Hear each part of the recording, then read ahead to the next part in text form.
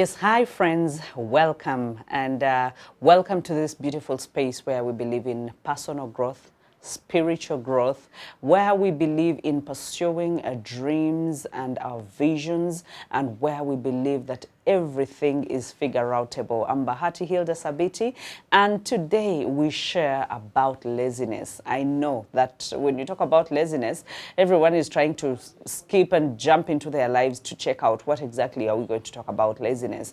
But one thing I know for sure, for the longest time, that has made so many people stuck, and remember, I believe in the notion of getting unstuck repeatedly, because we get stuck in so many different areas, so many different seasons, we get stagnant, and we need to be able to push ourselves forward. So if you need to push yourself forward, you have to be able to be aware that laziness is one of the things that puts us down, that brings us down, that makes us beggars, that makes us poor, that makes us, even the Bible actually talks about it. And why we'll talk about the Bible, if you've followed recently, you realize that spiritual development is a backbone and a foundation for personal development. When it comes to the teachings that I have been doing, the reality, the life that we live, there is no way we can take God out of that. And the Bible has a lot of foundational principles. And let's just get to one as we talk about laziness. Let's go to Proverbs 6 Proverbs 6. When we talk about this is a story of ants, and for me it gave me a very good gesture when it comes to laziness and how we are supposed to actually carry our lives. And just to say that insects, can set a very good example. And even God got to a point and said that, can you look at them and see and learn from them? Let's go from 6 to 9. Okay, it says that, go to the ant, you sluggard. Now, this, don't take offense, okay? But again, if the Bible or God calls us sluggards, sluggards is a time to, it's a term to mean sluggish people, slow people, lazy people, okay? And so when it says that, go to the ant, you sluggard, consider her ways and be wise, okay? Which, having no chief, no overseer or ruler, referring to the ants, that they have no chief, they have no commander, they have no ruler, they have no overseer, provides her food in the summer and gathers her supplies in the harvest. How long will you sleep, O sluggard? When will you arise out of your sleep? 10 says, yet a little sleep, a little slumber, a little folding of the hands to lie down and sleep, so will your poverty come like a robber, or one who travels slowly but surely approaching, and you want like an armed man. You want like an armed man, making you helpless. Okay, so when you read this version, clearly you can see that the example of an ant, it clearly shows you the traits, and the traits that are so remarkable, that an ant is not a lazy insect. No, it is not. It is one that thinks about so many things. And when I was thinking about laziness, one of the things that I can talk about laziness is really failure to perform or do the things that you are expected to do. Now, that's not the same as procrastination, because procrastination is really pushing things and saying you already have a plan in place, but you're not acting on that plan, and you're saying, I can do it tomorrow, I can do it the other day, I can do it next week, or I can do it next year. Now, that is procrastination. Now, procrastination is also not the same as postponing, because if you postpone a meeting, it's because you are pushing it because there is something urgent or something that happened that you had to put your mind to, that you had to give attention to, and now you are postponing. That means that there is an event that is happening, and you are choosing to say, let me do this tomorrow, let me finish up this and do this tomorrow. Now, that is postponing. Procrastination, however, you have a plan, you know what to do, but you just choose not to do it and say, you know what, I will do it the next day. When it comes to laziness, it's just just the total failure of doing what you are supposed to do in the moment that you are actually supposed to do it. And it's really an agreement, like you sign an agreement to be poor and to be a beggar for the rest of your life when you are lazy. Because when you talk about begging, the ant here, it has talked about, you know, it gathers or provides its food in summer and gathers its supplies in the harvest. That means during the harvest, it keeps and knows that, okay, I'm going to take a long time without after the harvest, so I need to feed within this time until the next harvest. So you see how calculative this is. And when it comes to feeding is a daily thing. You have to feed daily. You can't say, you know what, I ate last week, so I'm not going to eat this week, or I ate last month, I'm not going to eat this month. So you realize that if you're signing an agreement for poverty, to be hunger stricken and to be a beggar for the rest of your life, because then if you do not keep your food in the harvest, that means you are going to go to those that kept their food in the harvest, and you're going to have to put your arms to beg from them so that you can be able to eat and survive through the days. And so you realize that you are actually surviving, and at some point you will sink. Because I have seen this in many villages, or back in our village, back in the days when we used to keep food during the harvest time. You know, you have so many beans, you have so much maize, you know, you have a lot of nuts, and we had those granaries where we used to keep. So just saying me around town does not mean that I've grown up around town, no. So we used to have those granaries where, you know, would keep the dried up food. And during the course of, you know, the famine and the harsh seasons, you know, we would have food. We would know that, you know what, we already have food. And I remember so many people used to come by to ask for food, because my grandmother used to be this wise kind of woman. I used to be kind of a leader on the village. And that was just in Nakasongola here. And so, and back in the days, that should have been more than 25 years ago or 27 years ago. And so people would come and she would give them some of the food, but she used to be very calculative, because in the granary, she used to know where the maize has gotten, where the beans have gotten, where the G-nuts, the groundnuts, the level where they are. And she used to mark and say that this level is going to take us for 2 months, or this level is going to take us for, and those granaries were even grass thatched. They were even made out of soil, you know. Just imagine that even the villagers deep in the village, you know, they had the wisdom. And so I remember that when the season, the harsh season, or the season got worse, the famine got worse, because it was really, really hot. It used to be so hot. That means it's not really, you're planting, but you're trying to irrigate, and things are just not, they've built dams and all that. They used to take the cattle to long distances to even drink, to get water. So the famine season was coming to an end, to maybe get into another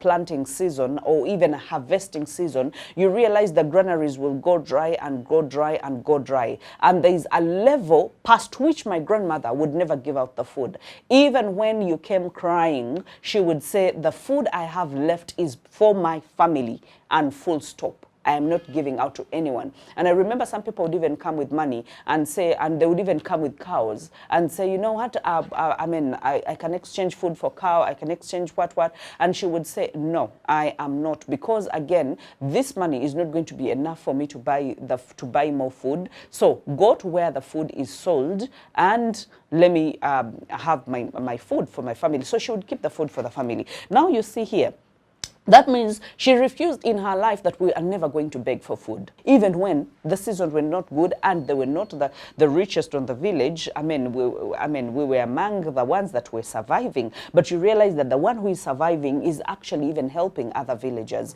So you realize that she refused and said, no, I am not settling, and no, I am not going to beg, and no, we are not going to just sink with my family. We are going to thrive. Okay, while other families are begging, while others are crying, while others are going without meals, we are going to thrive, because even when we have reduced the portions, at least we can afford to eat twice a day or even once a day, just to make sure that we get by in our houses. Okay, so Laziness is signing an agreement to be poor and to be a beggar, okay? And even somewhere else in the Bible, it says that he who considers the weather will never sow. Like if you ever wait for everything to be perfect, because one of the excuses that lazy people give is that I will do it when all conditions are perfect.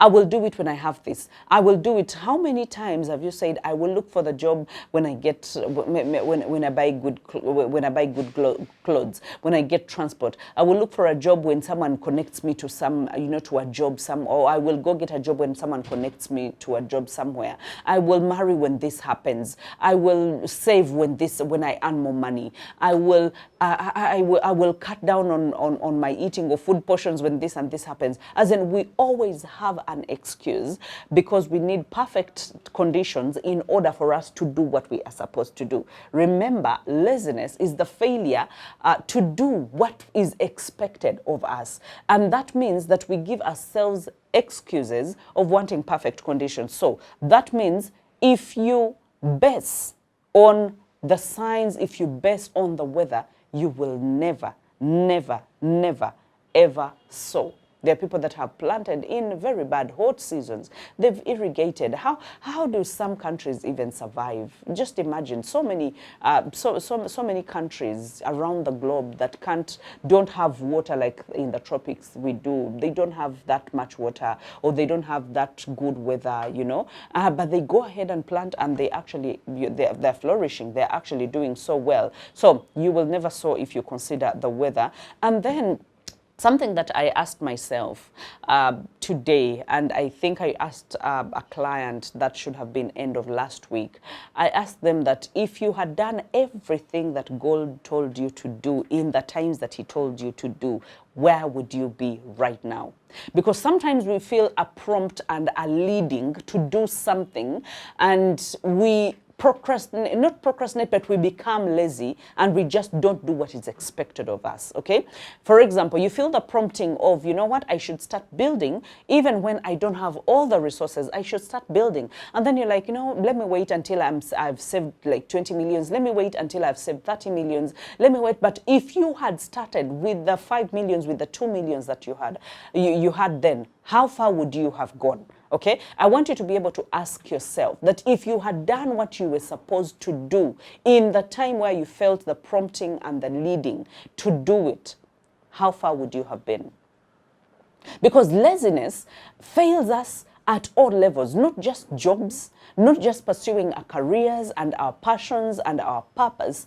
Even in reconstructing human relationships, we fail because we are lazy. We do not lift a finger to do anything, okay? And when it comes to pursuing success, sometimes we think that other people have it figured out. And so we think we don't have it figured out, so we might as well just stay and fold hands. And here it has told us that a little folding of the hands and a little more sleep. How many of us that when your alarm clock goes, you just, you snooze it, or you just stop it and go back right to sleep? That a little more sleep, and the enemy, or it will come in, he will come in like an armed robber, okay? Because you are sleeping and you are enjoying the sleep. You're not waking out to do something. That for how long are you going to sleep? And so one of the things that I want us to draw the lessons,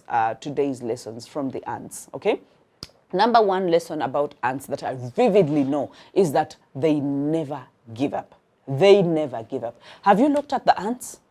That when you put something to stop them midway, maybe they are traveling somewhere and they move in groups, and you stop them somewhere, they will always either scatter and find different ways, or they will make a path elsewhere, or they will move over it. And I think I've said it so many times that so many times we get to certain walls in our lives, or certain situations in our lives, or we get stuck in certain situations in our lives, and instead of forging a way through it, or jumping over it, or going around it, we choose to sit and wail and say, you know what, we are done, we are finished, this is it, and nothing else can happen in our lives. How many times have you been at that juncture where a sickness has come in to limit your way, because so many things are going to limit our ways. Words, people have said words about you. Maybe they have backstabbed you. Maybe they have betrayed you. Maybe they have spoken ill about you. And because people have said words, they have put a log on your path,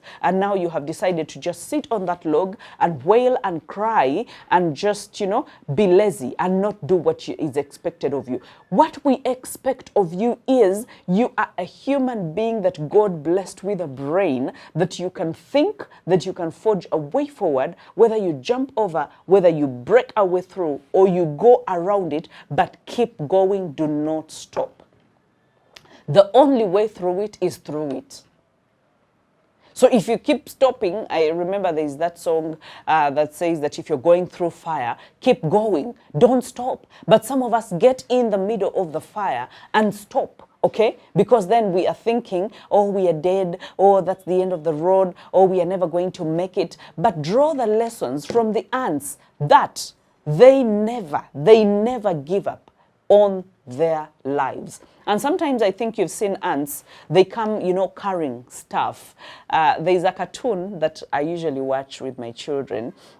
And I don't remember what the name of the cartoon is, but there's this big giant grasshopper, and I think you've seen you've watched these cartoons, a huge giant grasshopper. And so this grasshopper keeps playing the harp in the sun, actually the summer, while the sun comes out. For it goes ahead and just plays the harp for other people to enjoy, calls other people, come, listen to this, have fun while you still can, life is short, have all the fun. So it's playing the harp while the ants are busy looking for food and gathering food to keep the food for the winter.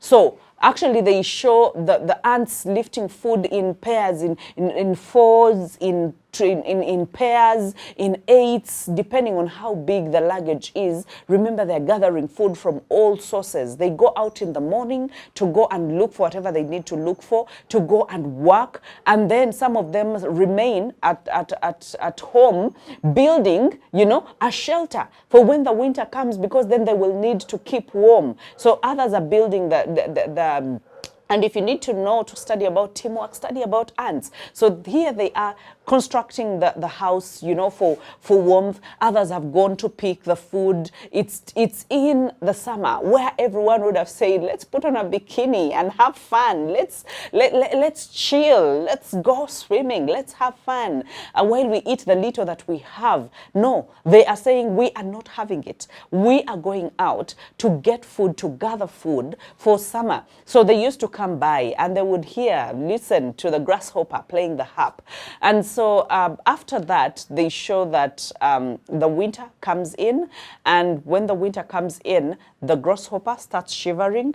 Remember, it has been playing the harp. It can no longer play the harp. It doesn't have food to eat. It doesn't have shelter where to get the warmth from. So it starts shivering, and it goes to the house of the ant, to the ant house, and it starts knocking.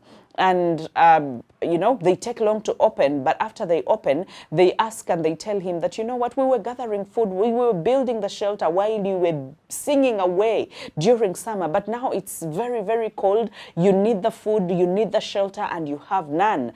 And I remember, the grasshopper felt so ashamed and said, I will never do this again. I will always do things at the right time. And so what they did is the ants let the grasshopper get in, and they gave the grasshopper hot soup, and it was a lovely place they had created, the warmth in that place, and they had enough food to carry them through the winter. And you could clearly see a person that has planned and pre-planned about their lives, that there is no any ounce of laziness in the ant, that they will not sit and say, we have gathered enough. They will keep gathering because they know the seasons are longer and they need enough food to take them through the seasons. So if there is any lesson that you are supposed to learn from that, I hope that you can be able to pick the lesson of never, never giving up. Okay?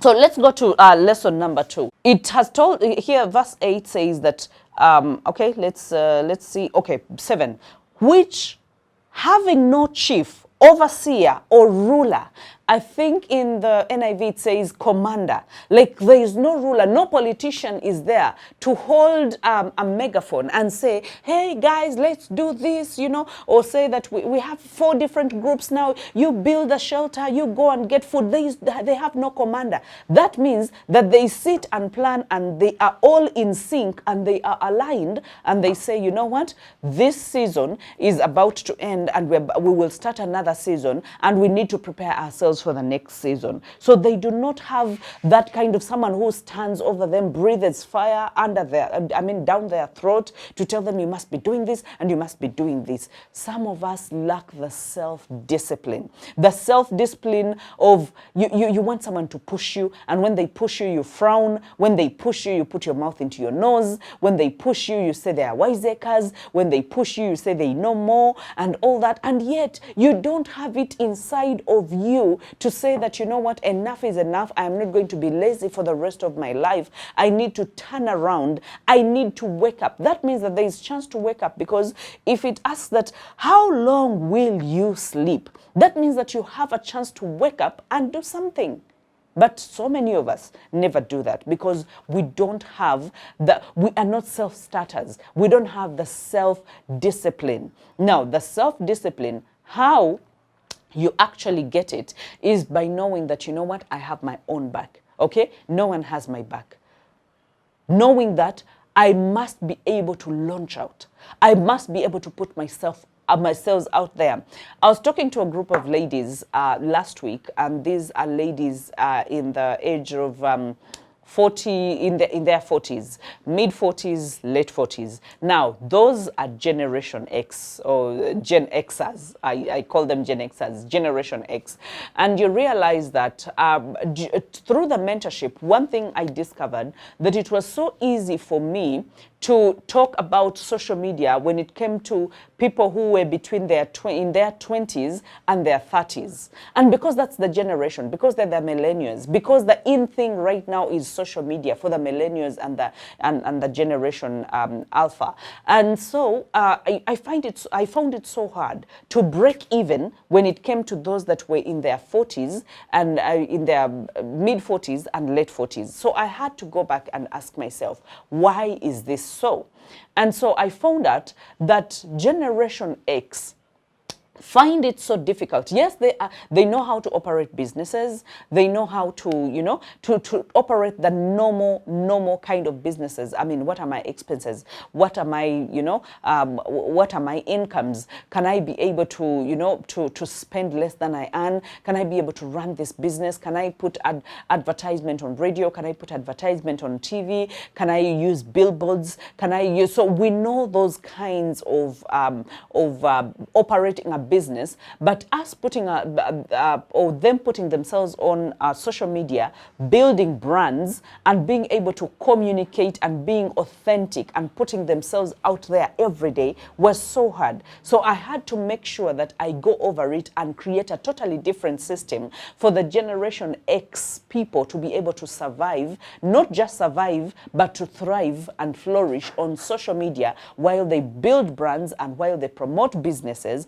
and while they make a lot more money. Okay, so that it was a hard one, but again, it was doable, and I went ahead and did it. And for the people that have gone through that, they've actually been helped, and I have simplified. Okay, you don't have to run a marathon, you don't have to follow every trend, but you can again be able to put yourself out there. So you realize that for the people that have been have had the self-discipline, it's so easy for you to put yourself out there, to not wait for anyone to tell you, but for you to think about what you want to do and for you to be a go-getter and go ahead and do it. Okay, so you realize the ants have self-discipline. They don't have any ruler. No one guides them. No one tells them what to do. No one commands them, but they go right ahead and do it. Remember, we say that laziness is not doing what is expected of you, or is, you know, just the lack of that emphasis, the lack of that self-push